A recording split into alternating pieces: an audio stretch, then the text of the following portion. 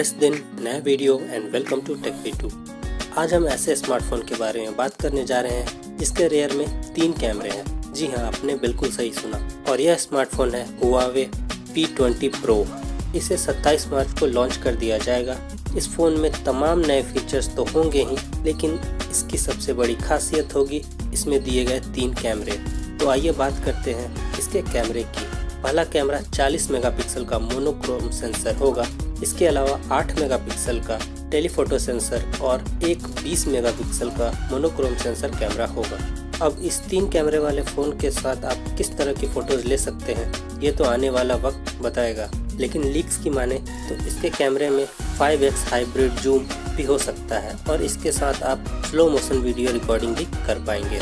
अब बात करेंगे इसके कुछ और फीचर्स के बारे में। इसमें 6.1 इंच की फुल HD प्लस डिस्प्ले मिलेगी, जिसका एस्पेक्ट रेशियो होगा 18:9 का। पावरफुल परफॉर्मेंस के लिए मिलेगा कीरिन का लेटेस्ट प्रोसेसर, साथ ही सेल्फी के लिए 24 मेगापिक्सल का कैमरा मिलेगा। बैटरी 3000 mAh की होगी।